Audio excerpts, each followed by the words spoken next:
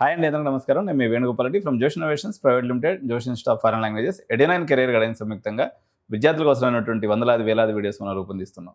EAMCET counselling మొదలైనటువంటి ఈ తరుణంలో ఎలాంటి కాలేజ్ సెలెక్ట్ చేసుకోవాలి, ఎలా బ్రాంచ్ సెలెక్షన్ చేసుకోవాలి, కాలేజ్ సెలెక్షన్ కానీ లేకపోతే బ్రాంచ్ సెలెక్షన్ కానీ తీసుకునేటప్పుడు వివిధ రకాలైనటువంటి కౌన్సిలింగ్స్లో ఎలాంటి జాగ్రత్తలు తల్లిదండ్రులు కానీ విద్యార్థులు కానీ ఆప్షన్స్ పెట్టేటప్పుడు తీసుకోవాలని విషయాల మీద దాదాపు ఈ విద్యారంగంలో 30 ఏళ్ల పాటు అనుభవం ఉన్నటువంటి డాక్టర్ రాజిరెడ్డి సార్తో మనం ఉన్నాం. Sir CMR technical campus director గారు. సో సార్ని అడిగేసి తన అనుభవాన్ని అంతా ఉపయోగించి మీకు సూచనలు సలహాలు చేయమని చెప్పేసి ఈరోజు సార్ని మనం ఇన్వైట్ చేయడం జరిగింది. So thanks to coming to our studio sir. Sir చెప్పండి సార్, ఇప్పుడు ఎంసెట్ కౌన్సిలింగ్ అయితే మొదలైంది. సో ఏ తల్లిదండ్రులకైనా కానీ ఇది మొదటి ఘట్టంగానే కనిపిస్తుంది. ఎందుకంటే దీంట్లో అనుభవం ఉన్నటువంటి వ్యక్తులు అనేవాళ్ళు తల్లిదండ్రుల్లో ఉండే అవకాశం లేదు. ఒకవేళ సెకండ్ చైల్డ్ ఉన్నప్పుడు కూడా ఎప్పటికప్పుడు విధానాలు లేకపోతే ఆప్షన్స్ పెట్టుకునే విధానం మారిపోతూ ఉంటుంది. సో ఒకసారి మా తల్లిదండ్రుల కోసము విద్యార్థుల కోసము మీ యొక్క సలహాలను చెప్పండి. సో ముఖ్యంగా ఈ గత 10 సంవత్సరాల నుంచి ఆన్లైన్ కౌన్సిలింగ్ మొదలైన దగ్గర నుంచి చూస్తున్నాము. పేరెంట్స్ కానీ పిల్లలు కానీ they are doing some mistakes and thereby they are getting some college which they have not opted actually. Maybe they are not interested.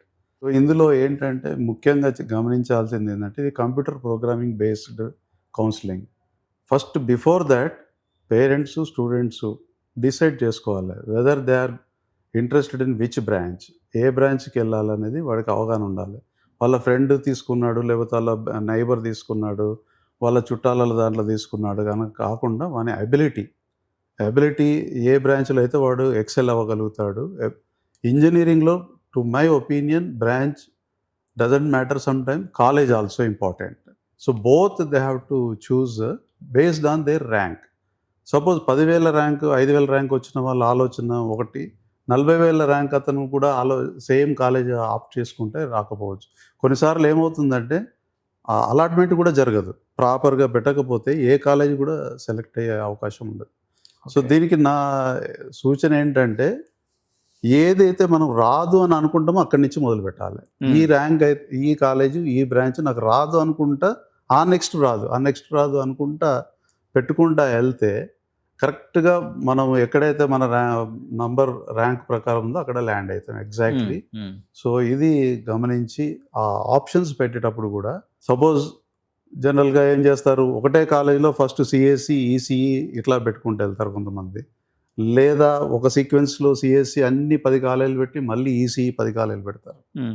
So ఆ సిఎస్సి నీకు లాస్ట్ ఏదో ఒక కాలేజీలో సిఎస్సి అలాట్ అయితే ఈసీఈ రాదు, మరి ఈసీఈ మళ్ళీ ముందు కాలేజీలో రాదు. సో ఎలా ఉండాలంటే అది రాదు అనుకున్న టైం అది వచ్చేటట్టుగా అలా ప్లాన్ చేసుకోవాలి. ఆ సీక్వెన్స్ ఒకసారి ఒక షీట్లో అన్ని వరుసగా రాసుకోవాలి. సేమ్ ఆప్షన్స్ అక్కడ ఇచ్చామా లేదా అనేది మనం వెరిఫై చేసుకోవాలి ఆన్లైన్లో సబ్మిట్ చేసే ముందు.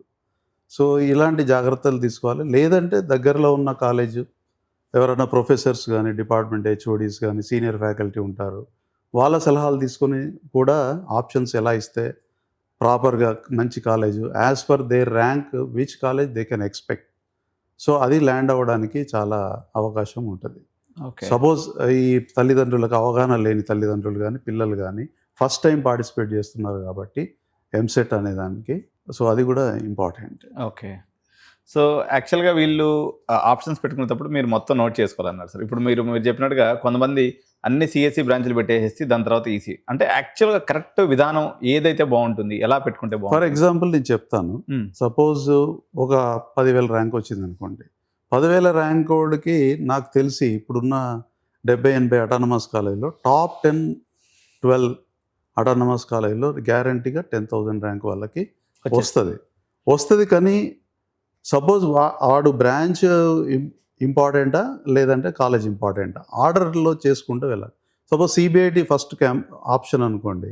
సిబిఐటిలో నేను ఈసీ అయినా పర్లేదు, సిఎస్ అయినా పర్లేదు, ఏఎంఎల్ అయినా పర్లేదు, ఐటీ అయినా పర్లేదు అనుకున్నప్పుడు సిబిఐటిలోనే ఆ 5 ఆప్షన్స్ ఇవ్వాలి. లేదు ఫస్ట్ ప్రయారిటీ నాకు సిఎస్సి అంటే college first CBIT next Vasavi, ఇట్లా వాడి అవగాహన ప్రకారం వాడి చుట్టుపక్కల ఉండే డిస్టెన్స్ని బట్టి ట్రావెల్ని బట్టి ఆపర్చునిటీస్ని బట్టి ఆ 10 కాలేజెస్లో వచ్చే అవకాశం ఉంటుంది. ఓకే. సో ఇప్పుడు లాస్ట్ ఇయర్ ర్యాంక్ ప్రాతిపదికన ఎంతవరకు తీసుకోవాలంటారు సార్? లాస్ట్ ఇయర్ ర్యాంక్ ప్రాతిపదిక అనేది ఒక అంచనా. ఓకే. సో ఇప్పుడైతే ట్రెండింగ్ మొత్తం మారిపోయింది. ఇప్పుడు ఏఎంఎల్ ఈసీ కొంత ట్రెండ్ లో ఉంది, జనరల్ సిఎస్సి డేటా సైన్స్ కొంచెం అంటే డౌన్ అనిపిస్తుంది. దీని ప్రకారంగా చాలా మంది లాస్ట్ ఇయర్ ర్యాంక్ ని కట్ ఆఫ్ గా ఎగ్జాక్ట్ గా తీసుకుని పెడుతుంటారు. వాళ్ళు ఎటువంటి పరిస్థితులు అది లాస్ట్ ఇయర్ ర్యాంక్ కి ఇటు అవ్వచ్చు అటు అవ్వచ్చు. ఎందుకంటే ఇక్కడ ఒక చిన్న ట్రిక్కీ ఏంటంటే మనది 10,000 ర్యాంక్ అనుకోండి, 9,999 మంది ఏం ఆలోచిస్తున్నారో మనకు తెలియదు. అవును, వాళ్ళ ఆలోచనను బట్టి మన చాయిస్ కూడా మారిపోతుంది. ఓకే.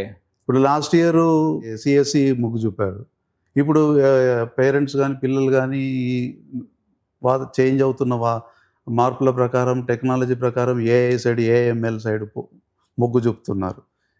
సో ఏఎంఎల్ అన్ని కాలేజీల్లో ఇంటేక్ కంపేర్ టు సిఎస్సి అంత ఇంటేక్ లేదు. కాబట్టి ఇప్పుడు మేబీ 10,000 బదులు 8,000కే కట్ ఆఫ్ అవ్వచ్చు, చెప్పలేము. సో అలా అని అక్కడ వరకు ఆగిపోయి నా ర్యాంక్ వరకు వస్తే చాలు అనుకోకుండా ఇంకొక 5,000 10,000 ర్యాంక్ అనుకోండి, లాస్ట్ టైం 15,000 ర్యాంక్ వచ్చిన కాలేజ్ వరకు ఆప్షన్స్ ఇచ్చుకుంటే ఒకవేళ ల్యాండ్ అవుతే ఇటు ల్యాండ్ అవుతారు, లేదంటే 15,000 వరకు కాలేజెస్ చూజ్ చేసుకున్నాం కాబట్టి కాంపిటీషన్ పెరిగినా కూడా మనం సెలెక్ట్ అయ్యే అవకాశం ఉంటుంది. నాట్ అలాటెడ్ అనే స్టేట్మెంట్ రాదు. ఇక ఈ ప్రతి సంవత్సరం 2 విషయాలు గమనిస్తూ ఉంటాను సార్. ఒక పెట్టుకున్నటువంటి సపోజ్ మనకు ఒక 70,000 మంది ఆప్షన్స్ పెట్టుకుంటే ఒక 10,000 మంది ఈ కాలేజ్ మాకు నచ్చలేదు సార్ అని రిపోర్ట్ చేయరు. ఎస్, అంటే అసలు నచ్చినట్టు కాలేజ్ ఎందుకు పెట్టుకుంటారు సార్ వీళ్ళు? నచ్చలేదు అనేది వాడికి తర్వాత తెలుస్తుంది. నైబర్స్ ఇవి వాడి ఎక్స్పెక్టేషన్ ఎప్పుడు టాప్ 10లోనే ఉంటుంది. మరి బట్ పిల్లలు ఈ పేరెంట్స్ వాడి ర్యాంక్ గురించి ఆలోచించరు. 50,000 rank we cannot expect in CBIT or Vasavi or any other top 10 colleges. As per his rank he has to choose. వాడి ర్యాంక్ ప్రకారం వాడు ఆలోచించాలి, కానీ నాకు అందులోనే రావాలంటే ఎట్లా వస్తుంది? రాదు. అందుకని కొంతమంది ఏం చేస్తారు, అక్కడ వరకు పెట్టేసి వదిలేస్తారు. 20,000 ర్యాంక్ 30,000 వరకు పెట్టేస్తారు. అంటే అలాంటే కాదు, ఫస్ట్ ఒకవేళ లేదు ఆ బ్రాంచ్ ఇష్టం లేకున్నా కూడా కొన్ని కాలేజీలు పెడతా ఉంటారు కొంతమంది. అట్లా పెట్టకూడదు కదా సార్? పెట్టకూడదు. That is the problem. అంటే వాడు first he has to make up his mind. Okay, branch college both he has to compromise. 2 possible కాదు. ఇంకొంతమంది బిందాగా చెప్తూ ఉంటారు సార్, మాకు ఫస్ట్ ఫేజ్ పోతే సెకండ్ ఉంది థర్డ్ ఉంది మేము పెట్టుకుంటాం లేదు సార్ అంటారు. లేదు, 90 ఇప్పుడు మీరు ఫస్ట్ ఫేజ్లో అలాట్ అయిన తర్వాత మన స్టాటిస్టిక్స్ ప్రకారం చూసుకుంటే 80% ఫిక్స్ అయిపోతారు, కాలేజెస్ ఫిక్స్ అయిపోతారు. 20% ప్లే అవుతూ ఉంటుంది. ఇంకా ఆప్షన్ ఎప్పుడు వస్తుంది అంటే సెకండ్ ఫేజ్లో ఇంటేక్ ఇంక్రీజ్ అయినప్పుడు, అడిషనల్ సీట్లు అలాట్ అయినప్పుడే ఇది జరుగుతుంది. అయితే అప్పుడు కూడా కొంతమంది ఏం చేస్తారంటే ఈ ఫస్ట్ టైం అలాట్ అయిన కాలేజు కాకుండా మళ్ళీ చేంజ్ చేస్తారు ఆర్డరు, ఇంకా వేరే ఎక్కడో దగ్గర వచ్చేస్తుంది. వాడు అనుకోని కాలేజీలో కూడా వస్తుంది ఒక్కోసారి అలాట్మెంట్ అయ్యి పేరెంట్స్ వచ్చి ఫస్ట్ ఇక్కడ వచ్చింది కదా సార్ మా సీట్ ఇక్కడ ఉండదా? అది ఉండదు, అట్లా ఉండదు బాబు. ఒకసారి నీకు వేరే అలాట్ అయితే ఇది ఉండదు. ఇది క్లారిటీగా ఉండాలి సార్. యాక్చువల్గా ఇది ఇప్పుడు పేరెంట్స్, ఇప్పుడు తల్లిదండ్రులు, ఇప్పుడు సపోజ్ సిఎంఆర్ టెక్నికల్ క్యాంపస్ లో మీకు ఫస్ట్ ఫేజ్ లో సీట్ అలాట్ అయింది, మీరు సెకండ్ ఫేజ్ లో పెట్టుకుని సిఎంఆర్ కేకి వెళ్ళిపోయారు. అక్కడ సీటు వచ్చే మాకు ఇక్కడ సీట్ కూడా ఉంది, మాకు ప్రస్తుతానికి ఇదే కావాలని అడుగుతారు. ఒక్కసారి మీరు ఇక్కడ కుర్చీ ఖాళీ చేసి వెళ్ళిపోయిన తర్వాత ఇక్కడ వాళ్ళకి సీట్ అనేది ఎట్టి పరిస్థితిలో ఇంకొండదు, ఒక్కొక్కరికి అలాట్ అవుతుంది వేరే వాళ్ళకి. ఓకే, సో అది సెకండ్ టైం ఆప్షన్స్ ఎక్సర్సైజ్ చేసేటప్పుడు కూడా చాలా జాగ్రత్తగా ఉండాలి. ఇంకొంతమంది పేరెంట్స్ అడుగుతూ ఉంటారు సార్, అసలు మేము మొత్తం ఎన్ని ఆప్షన్స్ పెట్టాలి సార్ అని అడుగుతారు. దీనికి ఏమైనా లిమిటేషన్ ఉందా సార్? లేకపోతే ఇంకొంతమంది ఏం చేస్తారంటే సార్, ఇప్పుడు ప్రతి సంవత్సరం మనం అబ్జర్వ్ చేస్తే 1 to 10,000 ర్యాంక్ లోపల చాలా మందికి యువర్ సీట్ నాట్ అలాటెడ్ అని వచ్చేస్తారు. ఇప్పుడు వీళ్ళు ఏం చేస్తారంటే టాప్ 10 కాలేజ్లో సిఎస్సి ఏఎంఎల్ పెట్టి వదిలేసి వచ్చేస్తారు. సో వీళ్ళకి ఏం చెప్తారు మీరు? సో దీనికి నా ఓన్ ఎక్స్పీరియన్స్, మా అమ్మాయి 2013లో ఎంసెట్ రాసినప్పుడు it was a United Andhra Pradesh. అప్పుడు ఆమెకి 10,000 ప్లస్ ర్యాంక్ వచ్చింది. నా ఏమేమి ఉండాలంటే ఒకటి అటానమస్ కాలేజెస్ అప్పుడు 12 or 10 ఉన్నాయి. I have taken all the autonomous colleges and I have given only 12 options. CSC EC CSC EC అట్లా ఇచ్చాము. లాస్ట్ అనురాగ్ కాలేజ్లో వచ్చేసింది.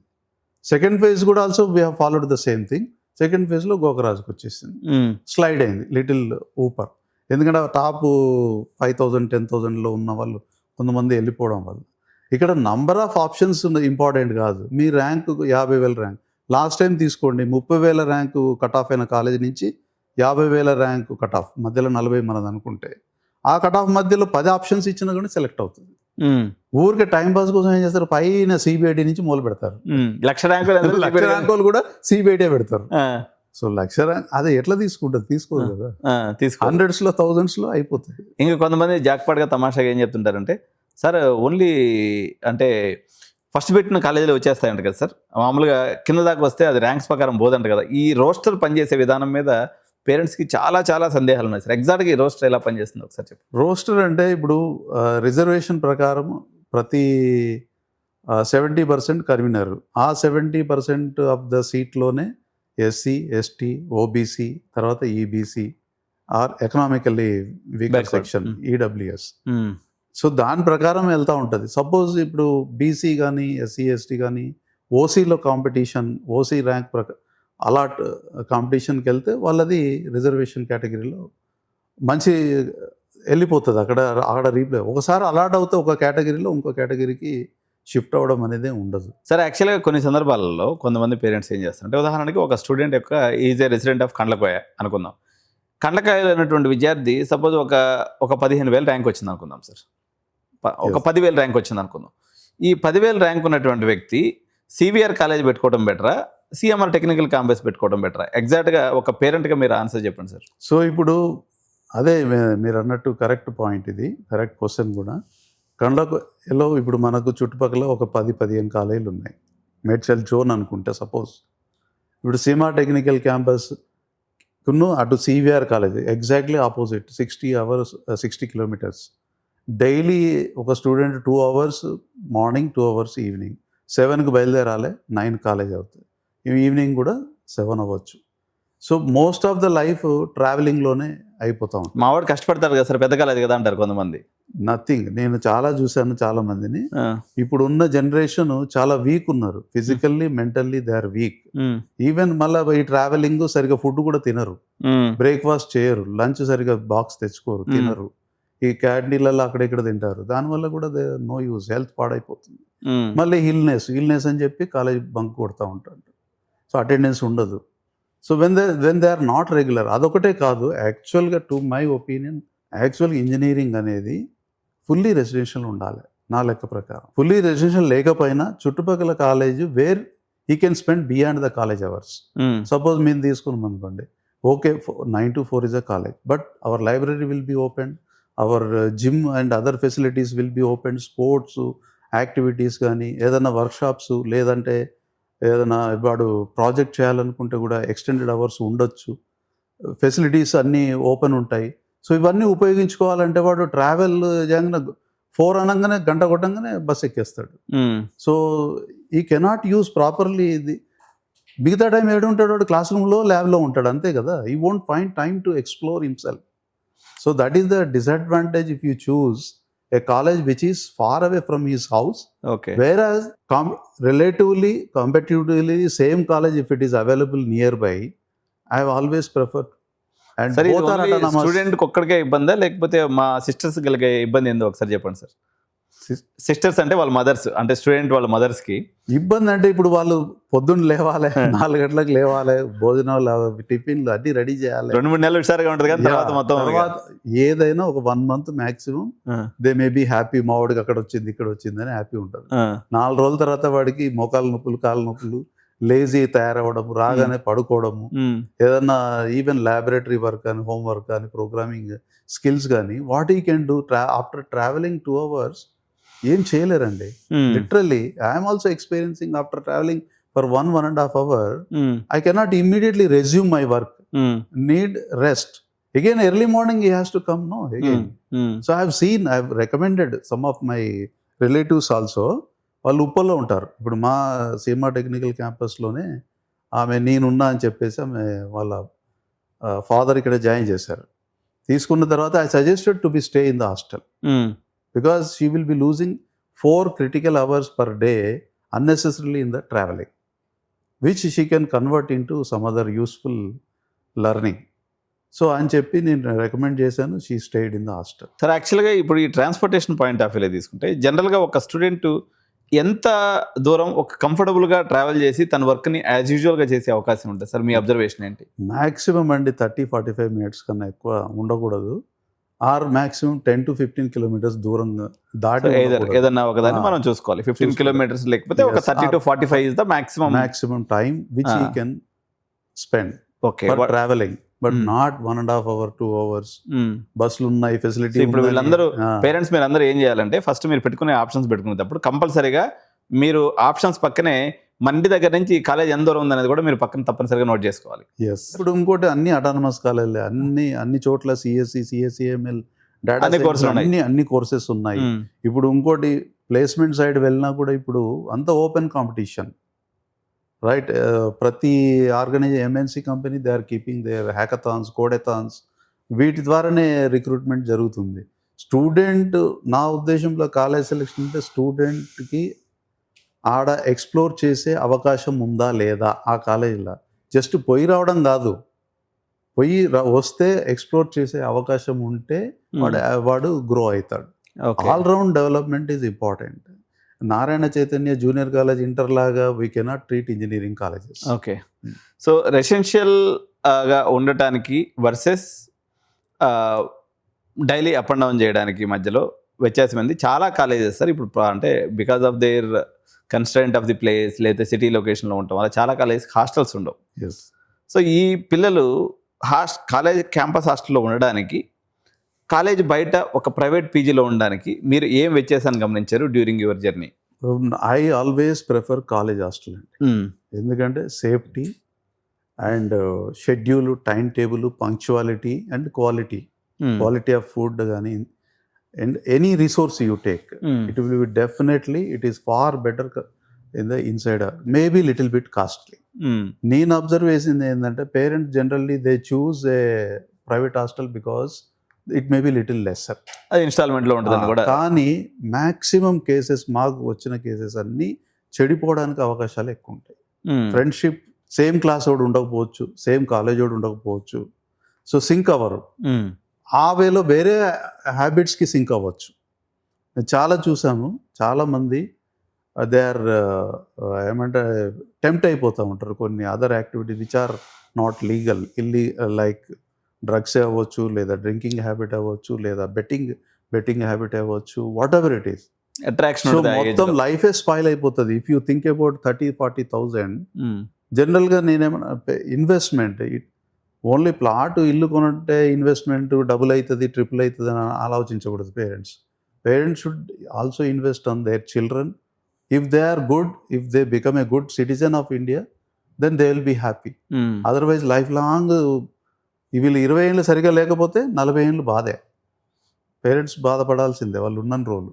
ఓకే సార్, ఒక వ్యత్యాసం గురించి మాట్లాడేటప్పుడు ఫర్ ఎగ్జాంపుల్ మనకి టాప్ 1 కాలేజ్ అంటే ఉదాహరణకి ఎగ్జాంపుల్ సిబిఐటి వర్సెస్ టాప్ 20లో ఉన్నటువంటి మరో కాలేజ్ సిఎంఆర్ టెక్నికల్ క్యాంపస్, ఎగ్జాక్ట్గా ఏం వ్యత్యాసం ఉంటుంది సార్? అంటే ఎగ్జాక్ట్గా ఏం వ్యత్యాసం ఉండొచ్చు అని మీరు అనుకుంటున్నారు? వ్యత్యాసం ఏముండదు.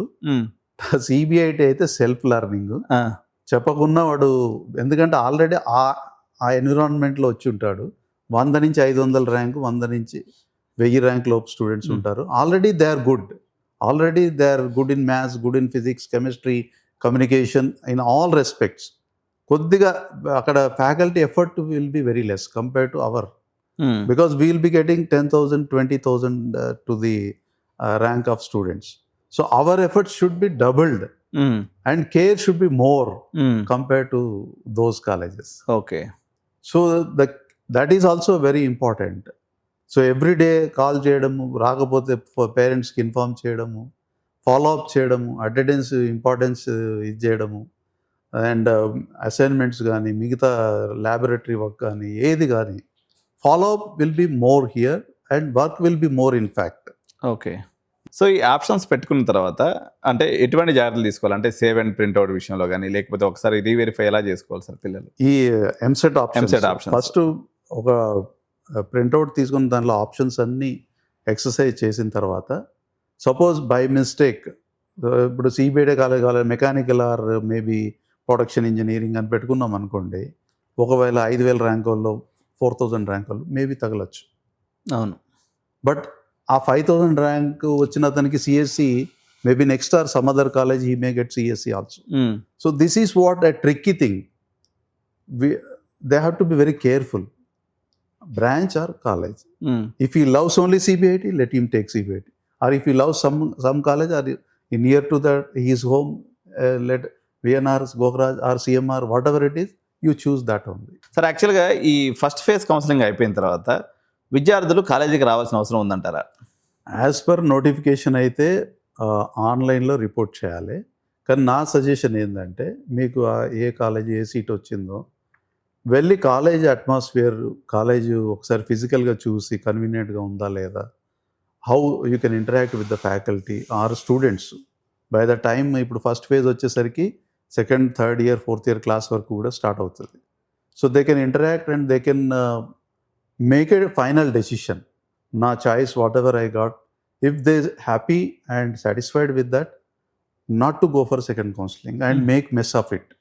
అంటే అది పోయి పిచ్చి పిచ్చి చేసి ఈ కాలేజ్ పోయి ఇంకో కాలేజ్ వస్తుంది, మళ్ళీ అది చూడకుండా పెట్టేస్తారు. ఇంకొకటి పేరెంట్స్ సజెషన్ ఏంటంటే, మీ ర్యాంక్ ప్రకారం ఏ కాలేజీలు వస్తాయని ఒక అంచనాకు వచ్చిన తర్వాత ఆ 4-5 కాలేజీలన్నా ఫిజికల్గా వెళ్ళి చూడాలి.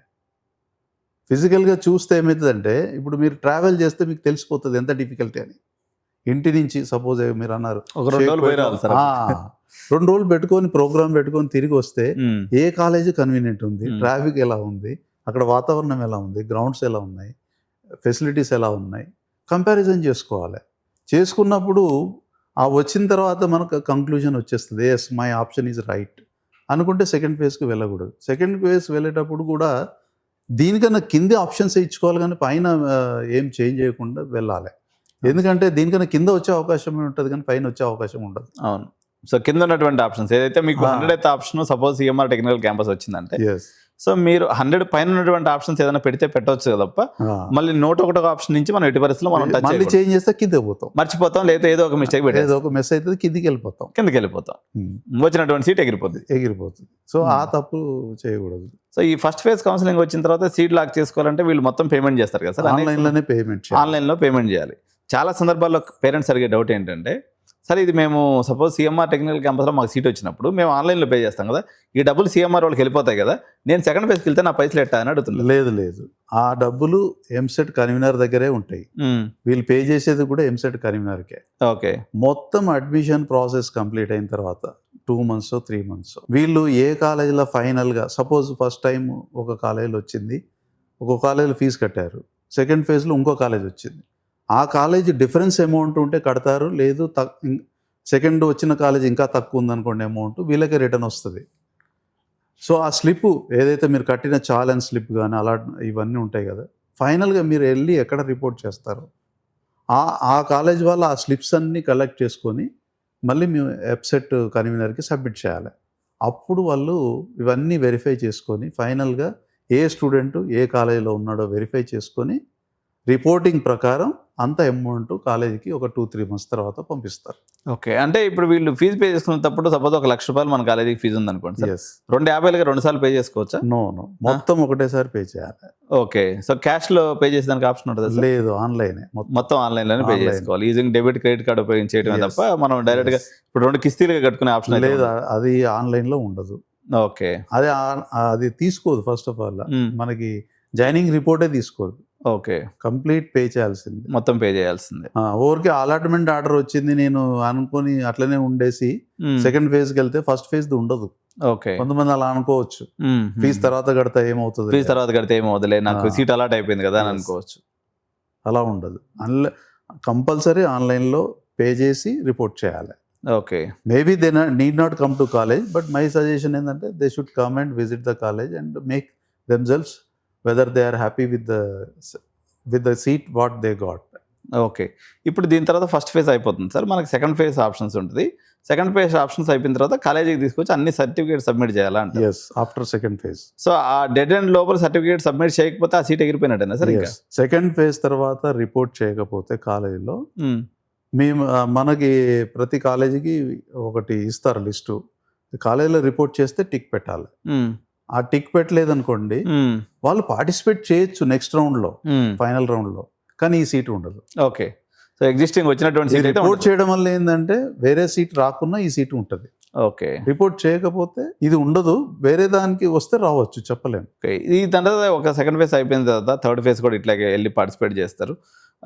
సెకండ్ ఫేజ్లో కాలేజీకి వచ్చి సర్టిఫికేట్ సబ్మిట్ చేసింది సార్, కానీ ఆయనకి థర్డ్ ఫేజ్ వెళ్ళే అధికారం ఉంటుంది కదా? ఎస్. ఉన్నప్పుడు ఆ కాలేజీలో అలాట్ అవుతుంది. పేరెంట్స్ ఏమో మదన పడుతుంటారంటే నేను డబ్బులు కట్టేసాను సీఎంఆర్ టెక్నికల్ క్యాంపస్కి, సర్టిఫికేట్లు ఇచ్చేసాను, వీళ్ళు నా సర్టిఫికేట్లు ఇవ్వరనేమో అనుకుంటారు. సో దీంట్లో లేదు ఫైనల్ అలాట్మెంట్ ఆర్డర్ ఎక్కడ ఉంటే అక్కడ కంపల్సరీ అక్కడికే వెళ్ళి జాయిన్ కావాల్సిందే. ఓకే ఏ కాలేజ్ కూడా నో అనడానికి లేదు. ఓకే ఆ సర్టిఫికెట్స్ రిటర్న్ ఇస్తారు. ఎందుకంటే ఆ ప్లేస్లో ఇంకో క్యాండిడేట్ వస్తాడు, అంతే. వేరే వాళ్ళకి అలాట్ అవుతుంది కాబట్టి. అదర్ దాన్ మనం ఒక్క సీట్ ఎక్కువ తీసుకోవడానికి ఉండదు. యాజ్ పర్ గవర్నమెంట్ కన్వీనర్ ఏది అలాట్ చేస్తే ఆ నేమ్సే మనం అలో చేయాల్సి వస్తుంది. ఓకే మనకి ఇష్టం సర్టిఫికేట్ పెట్టుకో మనం చేయడానికి ఏం లేదు. ఏమీ లేదు.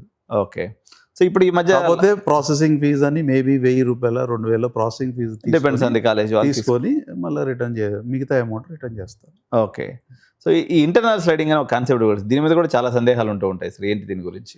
ఇంటర్నల్ స్లైడింగ్ అనేది after third phase with in the college.